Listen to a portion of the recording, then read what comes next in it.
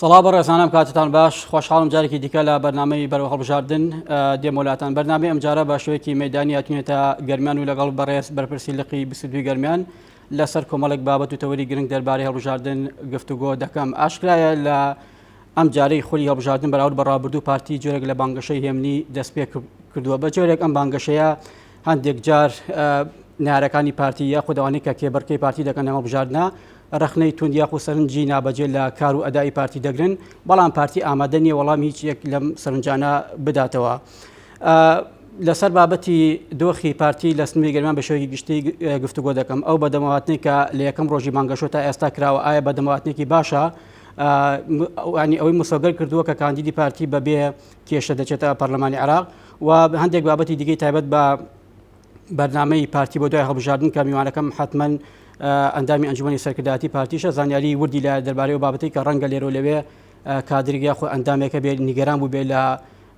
لقێک ناوچەیەکی پارتی لە سنووری گەرمیان و سلێمانی بە تایبەتی کە پارتی بەرنامەی چیە بوو ئەمانە هەروەکو جەنابی سەرۆک ئاماژەی بۆ کرد کە هەموو گلەیەکانتان هەڵگرن بۆ دوای هەڵبژاردن. هەموو ئەمانە دەکەمە تەوەرێک و گفتوگۆی زیاتر لەگەڵ میوانەکەم بەڕێز کاک ئەکرەم ساڵح بەرپرسی لقی 22 گەرمیانی پارتی تاوتێ دەکەم. کاک ئەکرەم سپاس بۆ ئەم دەرفەتە خۆشحاڵی. لەو گفتوگۆی لە پێش بەرنامەکە کردمان جۆرێک لە گەشتبینی بە قسەکانتەوە دیار بوو کە دەنگی پارتی بە دڵنیایی لە سنووری گەرمیان زیاد دەکات و بەرپرسانی پارتیش لە سلێمانی هەمان بۆچوونیان هەیە. ئەم بۆچوونە پشت ئەستورە بەچی؟ گومان لەوەدا نییە ئێمە زیاتر لە 2 مانگە لە ڕووی تەکنیکی و لە ڕووی پراکتیک و کار بۆ پرسی هەڵبژاردن و ئامادەکاری بۆ هەڵبژاردنەکەین بە پێی بەدواداچوونەکانی ئێمە و بە پێی بەدەنگەوە هاتنی خەڵکی ناوچەکە بۆ بەدواداچوونەکانی ئێمە و بە دوای ئەوەی کە پیاچوونەوەیەکی باشمان بە باری ڕێخستن و جەماوەری خۆمانە لە سنوورەکە کردووە بڕوای تەواومان بەوە هەیە کە دەنگەکانی ئێمە لەم هەڵبژاردنە زیادەکەن. جگە لەمەیش خەڵکێکی زۆر لەلایەنەکان پەیوەندیان کردووە بە ڕیزەکانی پارتی دیموکراتی کوردستانۆ کە ئەتوانم بڵێم سەدان کەسن و لە داهاتووی نزیک ئەمە لە ڕاگەیاندنەکانیش ئاشکراکەین کە کاریگەرێکی زۆریان هەیە لەسەر دەنگەکانی پارتی چونکە ئەو خێزە جەماوەری کە ڕووی لە پارتی دیموکراتی کوردستان کردووە پێشتر ڕۆڵێکی کاریگەریان هەبووە بۆ لایەنی تر لە هەڵبژاردنەکانی پێشوو ئێستا بڕیاریان داوە درێژە بە خەباتی خۆیان لە ڕێزی پارتی دیموکراتی کوردستان بکەن و دەنگەکانیان بۆ پارتی دیموکراتی کوردستان بکەن و ئێستا بانگەشە بۆ پارتی دیموکراتی کوردستان. پەیمانی هاتنی ئەم خەڵکە زۆری کە بەڕێز ئاماژەی پێ دەکەی بۆ ناو پارتی لە پێناو چیە؟ بۆ نمونە هەندێک جار نیارەکانی ئەوە ئەنی دەیکەنە بیان و دەیکەنە ڕەخنە بۆی کە ئەوانەی دێنە ناو پارتی لە پێناو پۆست و وەرگرتی ئیمتیازایە. ئەم نەفەسێک ئەم جارە هەیە نەفەسێکی چۆنە؟ ئەوەندەی ئێمە گوێمان لێ بووە و لەگەڵیان دانیشتووی لە نزیکۆ لە نەتیجەی ئەوە بووە کە بڕوایان بەوەی هێناوە کە لە ڕیزەکانی پارتی دیموکراتی کوردستان ئەتوانن خزمەتی زیاتر بکەن و پێیان وایە پارتی دیموکراتی کوردستان تەنها ئەو هێزەیە کە ئەتوانێت لە ڕووی نەتەوەیی لە ڕووی نیشتمانی لە ڕووی حکومڕانی بۆ ئایندە هێزێکی کاریگەر و گرنگ بێ کە بتوانێت داکۆکی لە مافەڕەوەکانی خەڵکی کوردستان بکە لە هەرێمی کوردستانیش خزمەتی زیاتر بە خەڵکی کوردستان بکە. ئەمە لەلایەکی تر لە ڕووی ئەزمونەوە بۆیان دەرکەوتووە ئەو هێزە سیاسانی کە پێشتر کاریان تێکردووە سەرکەوتوو نەبوون لە جێبەجێکردنی دروشمەکانیان بەڵێنەکانیان بۆیە هیوایان بەو هێزانە نەماوە و بڕیاریان داوە درێژە بە خەباتی خۆیان بدەن لە ڕیزی پارتی دیموکراتی کوردستان و هیچ داواکارێکی ئەو تویشیان نەبووە جگە لە خزمەتکردن و درێژەدان بە خەباتی کوردایەتی لە ڕێزی پارتی دیموکراتی کوردستان. حتمما ئێوە هیچ مەرجێکتان نییە لە بەرامبەر هاتنی ئەوانە بۆ نێو پارتی؟ بێگومان ئێمە بە خۆشحاڵی و پێشوازیمان لێ کردوون و بایەخیان پێدەین و وەک هەر ئەندامێکی پارتی کە لە ڕێزی پارتی دیموکراتی کوردستان خەباتی کردووە مادەم بە قەناعەتی خۆیان بڕیاریان داوە و هیچ بەرژەوەندێکی تایبەتی لەگەڵ ئێمە کۆیان ناکاتەوە جیگە لە بیر و باوەڕ بێگومان بایەخێکی باشیان پێدەین و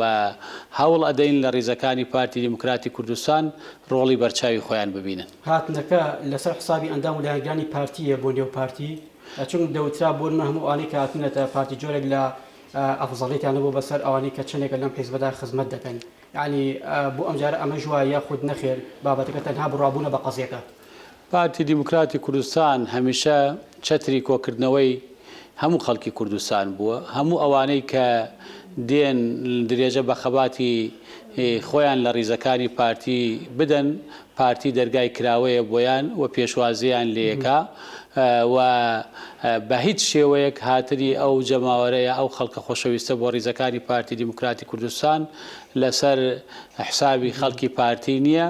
بەڵکو پارتی هێزێکی گەورە و کاریگەرە جێگەی خەڵکەکەی خۆی و زۆر خەڵکی تریشی تیا بێتەوە. باشە ئەوانەی کە دێنە لای ئێوە زیاتر لە چی لایەنەکەن یعنی کاگەکرا ینی ئەگەر پرسیارەکە ئەوەها بکەم بۆ نمونە ئەوانەی کە زیاتر دێنە نێو پارتی زیاتر لە چی لایەنێکی دیاریکراون یاخود لە هەموو لایەنەکان خەڵکەیەکە پەیوەندی بە ئێوە دەکات؟ ئەوانەی کە پەیوەندیان بە ئێمەوە کردووە ژمارەیەکی زۆریان پێشتر لە ڕیزەکانی بزوتنەوەی گۆڕان بوونە، لایەنەکانی تریشی تێدایە، بەنیازین لەو ماوەیە لە پێش بانگەشەی هەڵبژاردن بۆ ئەوەی خەڵک بە چاوی خۆی ببینێ کە خەڵک لەم ناوچەیە چەندێک گۆڕانکاری لەسەر بۆچوونی هاتووە و بەرەو پیری داخوازیەکان و هەڵمەتی هەڵبژاردننی پارتی دیموکراتی کوردستان هەیە، بەنیازین لە ڕێوڕسمێکی گەورەدا و لە بەرچاوی کەناڵەکانی ڕاگەیاندن هەموو ئەو خەڵکە خۆیان ڕای بگەێنن کە بڕیاریان داوە درێژە بە خەباتی خۆیان لە ڕێزەکانی پارتی دیموکراتی کوردستانە دەن و پلەداری زۆری لایەنەکانیشی تێدایە. ڕەنگ بێ هێشتا زوو بێ بۆ ئەوەی من ناوەکان یان ژمارەکە ڕابگەێنم، بەڵام بە دڵنیایی پێش هەڵبژاردن ئەو ناوانەوە ئەو خەڵکە بۆ جەماوەری خۆشەویستی ناوچەکە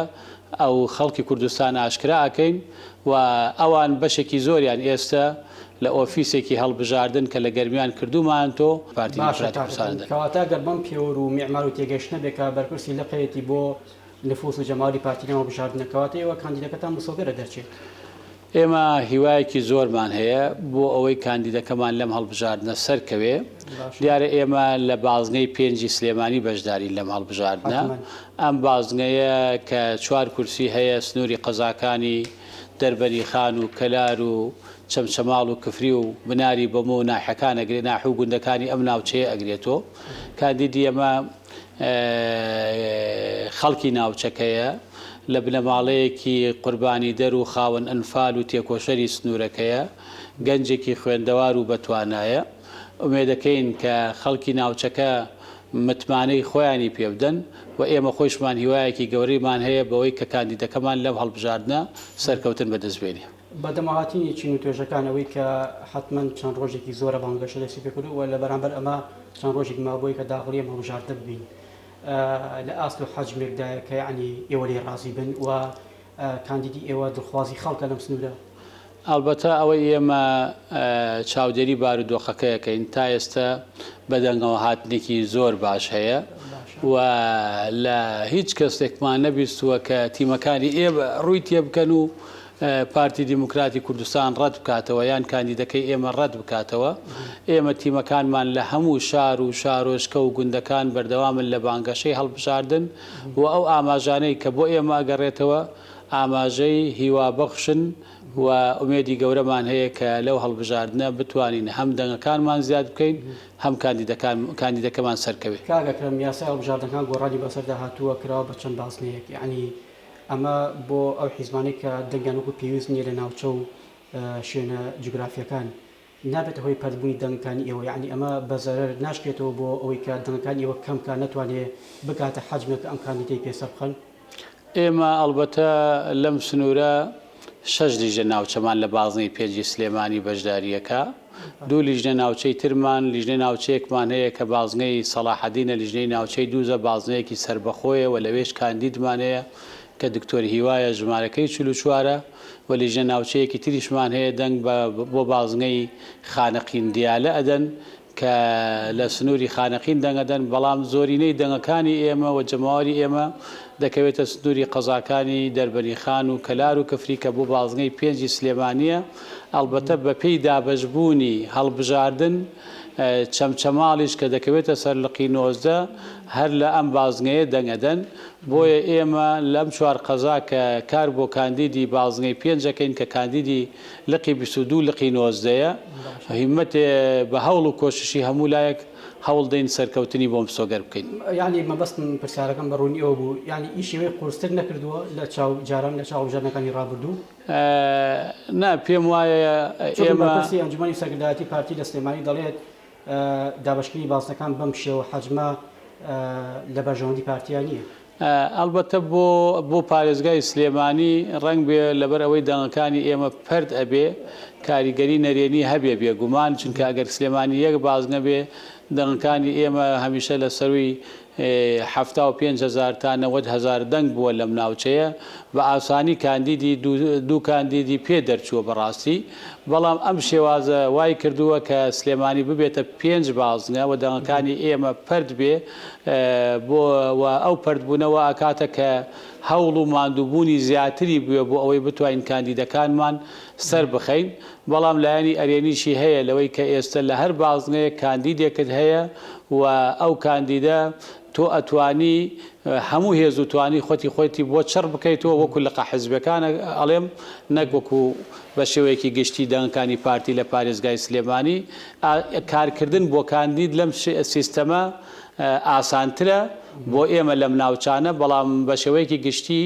ئێمە بۆ پارێزگای سلێمانی یەک بازنەی لە بەرژەوەندیمانە نەک فرە بازنەی بەڵام ئیترەوە سیستەمی هەڵبژاردنە و ئێمە کاری لەسەرەکەین و هەوڵەدەین خۆمانی لەگەڵ بگونجێنین و سەرکەوتنیشی تیا بەدەستبێنین. کەواتە ناوچەی جوگرافی و شوێنی جوگرافی تەحەکوم بەوە دەکات کە ئەم بازنەی لە ناوچەیەک بۆ ناوچێکی دیکە لە بەرژەوەندی حیزبەکە یاخود دەزیانێتی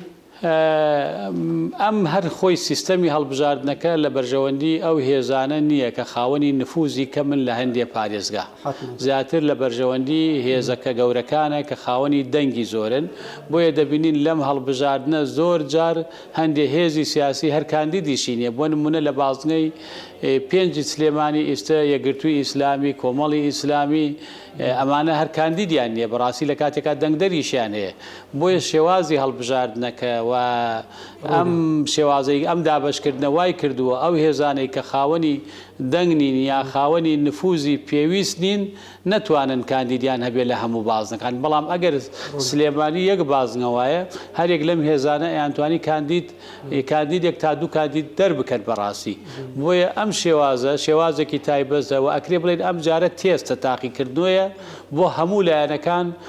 چونکە ئەزمموی یەکەمە بەم شێوازە لە عێراقا داخلی هەڵبژاردن بیت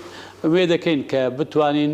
بەم شێوازەی کە ئێستا هەڵبژاردن ئەنجام بدرێ بتوانین خۆمان لەگەڵ ئەم بارودۆخە تازە بگونجێنین و بتوانین دەنگەکانی خۆمان باشتر ڕێک بخەینەوە بەهێزتری بکەین بۆی بتوانین چەند کاندیدێک لە پارێزگای سلێمانی مسۆگەر بکەین. کاکەگرم شتێک زۆر جێگەی سەرنجە بۆ نمونە هەر جارێک هەڵبژاردن کراوە پارتی دیموکراتی کوردستان لەسەر ئاستی باڵا بەرچاوڕوون بۆ لەوەی کەوتوتی ژمارە کورسەکانم چەند دەبێت دواتر هەر ئەوەندە دەرچووە ئیتر شێوازی هەڵبژاردنەکە هەر چۆنێک بوو هەر بازنێک بوو هەر سیستمێک بێت بۆ ئەم جارش پارتی پێشبینی کردووە کە بە نەتیجەیەکی باشەوە دەردەچێت یعنی ئەم تێگەشتنی پارتی بۆ دەقاوتەق وا دەردەچێت. ئەلبەتە ئێمە حزبێکی منەظەمین و بە پێی داتا و ئامار و ئەو ڕێخستنەی خۆمان کە هەمانە لێکدانەوە بۆ ئەنجامی هەڵبژاردنەکانەکەین بەرچاومان ڕوونە لە هەر بازنەیەکی هەڵبژاردن دەنگەکانی ئێمە لە نێوانی چەند بۆ چەندە و ئەم دەنگانە ئایا توانای دەرچوونی کاندیدیان هەیە یان نیانە بەڕاستی بۆیە پێش هەڵبژاردنەکانیش ئێمە بەرچاومان ڕوونە لەبەرەوە ئەزانین حەجمی یا قەبارەی ڕێخستن و جەماوەری خۆمان لە هەر بازنەیەکی هەڵبژاردن چەندە بەپێی ئەو داتانەی لە بەردەستمانە هەڵسەنگاندن بۆ پرۆسەکەیەکەین بۆیە دائیمە ئەبینیت ئەو ئەنجامی کە پێشبینیەکەین یا کورسیە زیادە یا کورسیە گەمە ئەمە هیچ پەیوەند نییە بەوەی کە ئێمە بە حاڵەتێکی نائاساییە ئەم دەنگانە بەڵکو پەیوەندە بەوەی کە ئێمە زۆر بە منەظەمی کار لەسەر ڕێخستن و داتای ڕێخستنی خۆمانەکەین و پارتی دیموکراتی کوردستان خاوەنی جەماوەر و ڕێخستنێکی نەگۆڕە بۆیە خەڵکەکەی پارتی ئەگەر لە شوێنێکیش گلەیە گازندەیەکی هەبێ هاتە سەر پرسی هەڵبژاردن کە پرسێکی چارە نووسازە پەیوەندە بە ئایندەی نەتەوەیی و نیشتمانی ئێمە و پەیوەندە بە ئایندەی و چارەنووسی پارتی دیموکراتی کوردستانەوە خەڵکی پارتی گلەی و گرفتەکانی بەلاوە ئەنێ دەنگ بە حیزبەکەی خۆی ئەدا داوای مافەکانی خۆشی ئەکا بۆیە ئێمە دەبینین خەڵکی ئێمە دەنگدەری ئێمە بە بەراورد لەگەڵ حیزبەکانی ترا ئەکرێ بڵێم دەنگدەرێکی نەگۆڕە وەڵامەکە وەربگرم کە با لایەنەکانی دیکەی دەرەوەی پارتی خوانی لاگ نەکەن بۆی کە دەنگی پارتی بگۆڕن یاخۆ بەلای خوانە ڕای پێشن من دڵنیای لایەنەکانی ترەکەمەوە و هیچ لایەنێک ناتوانێت سوود لە دەنگی دەنگدەری پارتی ببینێ بە ڕێژەیە کە کاریگەری لەسەر دەنگی پارتی هەبێ و دەنگدەری پارتی دەنگدەرێکی ڕازگۆیە نیشتمان پەروەرە بڕواایەکی تەواوی بەسەرکردایەتی و ڕێبازەکەی خۆی هەیە کە هاتە سەر چارەنووسی پارتی خەڵکی پارتی دەنگ بە حیزبەکەی خۆی نەبێ دەنگی تر بە خەڵکی تر نادا جۆرێک لە نیگەرانی و ناڕازین لە ئەدا ئەو کاری بەرپرسی لقێک ناوچەیەک سەرکردایەتیەک یانی بەوانەیەشەوە ئەم کاریگەری دروست نابێت من ینی نیگەرانیەکان ئەکەوێتە چوارچەوەیەکی شخصی و تایبەتیوە بەڕاستی بەڵام خەڵکی پارتی ڕنگ بێ لە من نیگەران بێ بەڵام لە سەرکردایەتی پارتی لە ڕێبازی پارتی لە ئەو بیر و باوەڕەی کە خۆی خەباتی تیا کردووە تایە ماندوو بووە هەست بە بەرپرسیارەتی ئەکا بۆیە نیگەرانیەکان ئەوەندە ڕێژەکەی بەرز نابێت کە کاریگەری لەسەر دەنگدەرەکان بکە و خەڵکی ئێمە دەبێ هەست بە ئەوەیش تێ بگات کە ئەو بارودۆخەی کە هاتووەتە سەر کوردستانە لە دەسڵاتی ئێمە نەبووە لە ئیرادەی ئێمە نەبووە ڕنگ بە ئێمەش خواستی زیاتر خزمەتکردنی خەڵکمان هەبوو بە خواستی ئەومان هەبووە کە زیاتر بتوانین پشتیوانی خەڵکی خۆمان بکەین بەڵام هەندێک جار هەلومەرجی سیاسی بارودۆخی ناوچەکە ڕنگ بێ هاوکار نەبوو بێ بەڵام ئەوە بەو مانایە نەبووە کە توانیمانە شت بکەین و نەیکەین بەڕاستی من پێم وایە هەر ئۆرگانێکی ئێمە لە هەر شوێنێک بێ کاری خزمەتکردنی خەڵکە و ئەوەی پێی کرابێ کردوێتی بەڵام ئەگەر شتێکی پێ نەکرابێ ئەوە بەو مانایە نییە کە بایەخی بە خەڵکەکەی خۆی نەداوە یا خەڵکەکەی خۆی خۆش نەویستووە یا نەیویستووە کاری بۆ بکە دەرفەتەکە ئەوەندە بوو بۆیە من لەو بڕۆیادام زۆرینەی خەڵکی ئێمە لەم ڕاستیە تێئگا کە ئەگەر کارێکی هەبوو بێ یا خواستێکی هەبوو بێ و جێبەجێ نەکرابێ بە ئەنقەز نەبووە بەرنامەی پارتی بۆ دوای هەڵبژاردن چییە یعنی پێداچوونەوە دەکرێت بە وەزعی کادر لەم ناوچەیە بە شێوەیەکی گشتی ئێمە محکومی جوغرافیاین یعنی ئەوە با لە پێش چاومان بێ لێرە ئێمە ئیدارەمان بەدەست نەبووە کە ئیدارەی لۆکاڵی جێگەی خەڵکێکی زۆری تیا بێتۆ لە هەوادار و لایەنگری حیزبەکان کە هاوبەشن لەو ئیدارە جێگەی خەڵکی خۆیانەکەن لەبەر ئەوە ئێمە زیاتر لەم ناوچانە وەکو کاری ڕێخستنمان کردووە وەکو حیزبێکی سیاسی کارمان کردووە لایەنگرەکانی ئێمە ڕێخستنەکانی ئێمە خەڵکە هەڵکەوتوەکەی ئێمە ژمارەیان لەوە زیاتر بووە لە ئەم ئۆرگانانە جێیان ببێتەوە خواستی زیاتریان هەبووە نەتوانراوە جێیان بکرێتەوە بۆیە ڕنگ بێ لێرە و لەوێ گلەیی هەبێ کە مافی خۆیانە بەڵام ئەبێ ئەو لەوە تێبگەن ئەمە مەکەی پەیوەندە بە بارودۆخ و هەلومەرجی ئەم ناوچەوە نەک لەوەی کە پارتی ئەوان فرامۆش بکایان نەیەوێ ڕۆڵیان پێ بدە ئەگەر ئێمە لە ئیداری ئەم ناوچەیە هاوبەش بواین من دڵنیام ئێستا ڕێژەی گلەیی و گازندەی خەڵکی ئێمە یەک لە سەردەی ئەم گلەی و گازندانەیە بووکەی سێکری قسەکان وەڵامەکانەکو خۆی وەردەگرم لە بەڕێزت بەس یعنی هەرچۆنێک بوو بیانی کاتێەوە نهاتووە کە نابێ ئەمە بمێنێت ینی دەبێ بۆ نمونە کە حکوومەتی ئەم بڕیارێک دەردەکات لە سنووری زەخۆتە خانەقین وەکو خۆی جێبەجێ بێت ینی گەشتبین بەوەی کە ینی ئەم جۆرە فۆرمۆڵەکردنی ئیشکردنی ینی دروست ببێت لە نێوان لایەنەکان هەڵبەتە پلانی ئێمە و بە تایبەتی پلانی کابینەی نوێش ئەوە بووە کە ئەو سیمای دوو ئیدارەیی و ئەوانە بە یەکجاری کۆتایی بێبێنێ یا کاڵ بکاتەوە لە بەرامبەر ئەوە کێشە و گرفتی زۆر هەبووە هەندێک لایەن هەبووە هەندێک خەڵک وابووە پێی وابووە کە ئەگەر حکوومەت باڵادەستی هەبێ لە ناوچەکانی کوردستان لاوازە بێ بۆیە بەردەوام لە بەردەم حکوومەت کۆسپیان دروست کردووە لە بەردەم چاکسازی کۆسپیان دروست کردووە بۆ ئەوەی ئەم ناوچە احتیوا بکەن بەهێز و بە ترساندن بیان بە چاوسورکردنەوە لە خەڵک یان بۆ کێشە دروستکردن بۆ پرۆژەکانی حکوومەت و بۆ کارەکانی حکوومەت ئێمە لە پارتی دیموکراتی کوردستان بڕوای تەواومان هەیە کە حکوومەتی هەرێمی کوردستان دەبێ حکوومەتێکی سەرتاسەری بێ خزمەتی هەموو هاوڵاتیان بکات بەبێ جیاوازی و هەموو هاوڵاتیانش حکوومەت بە حکوومەتی خۆیان بزانن لە بەرامبەر ئەوە وەگوتم خەڵکی تریشە بۆ کۆسپی دروست کردووە ئێمە لە هەوڵەکانمان بەردەوام بین ئێستا تا ئاستێکی باش تا ئاستێکی باش هەستەکەین لە مەسلەی چاکسازی پێشوەچوونێکی باش هەیە لە ڕووی تێگەیشتن و کاڵکردنەوەی گرفتەکان تا ئاستێکی باش هێوربوونەوە هەست پێەکەین بەو هیواین لە داهاتوو هەموو لایەنەکان ئەو لایەنانەی کە لە حکوومەت هاوبەشن بگەینە ئەو بڕوای کە حکوومەتی هەمووان بێ و خزمەتی هاوڵاتیان بەزبێ جیاوازی بکە لە زاخۆ بۆ خانەقین چونکە هەر ئەوە ئەرکی حکوومەتە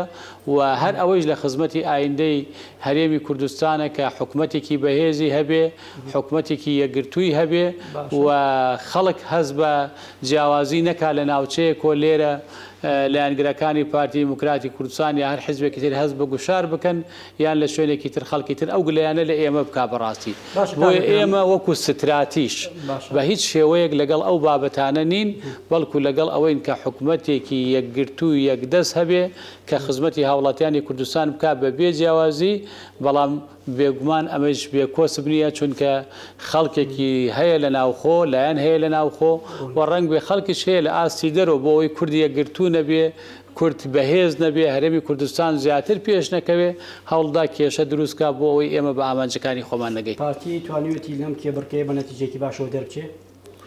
ئێمە تا ئێستا ئەتوانم بڵێم سەرڕای هەموو کۆسپ و گرفتەکان لەوەی کە حکوومەت سەرکەوتو نەبێ لە ئەرکی خۆی توانیمانە سەر بکەوین و ئەو گۆسپ و گرفتانە تا ئاستێکی باش تێپەڕێنین و ئێستا ئەتوانین بڵێن حکوومەت هەنگاوی باشی ناوە چ لە مەسلەی دەستپێکردنەوەی پرۆژەکانی خزمەتگوزاری چ لە مەسلەی چاکردنەوەی موچە و چ لە سەقامگیری ناوخۆیی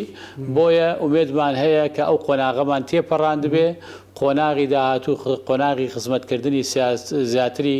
هاوڵاتیانی کوردستان بێ و هەوڵ بدرێ ژیان و گوزرانی خەڵک باشتر بکرێ بۆ ئەوەی خەڵک هەز بە دڵنیایی زیاتر بکە. کاگە کرمبک و دوا پرسیار کە کۆمنتێکی زۆرات و بۆ بەرنامەکە ئەمێ پرسیارە ئاڕاستەی بەڕێز بکەم کە ساڵیاتی ڕێفراندۆمە ئێستاش هاوکاتە لەگەڵ ئەوەی کە هەڵبژاردننی پێشوەختە لە عێراقدا بەڕێوە دەچێت. پرسی بڕیاردانی چارەنووس پرسێکی ستراتیژیە لای ئێمە هەرگیز پاشەکشەی لێ ناکەین ئێمە میلەتێکی مافی خۆمانە وەک هەر میلەتێکی تر خاوەنی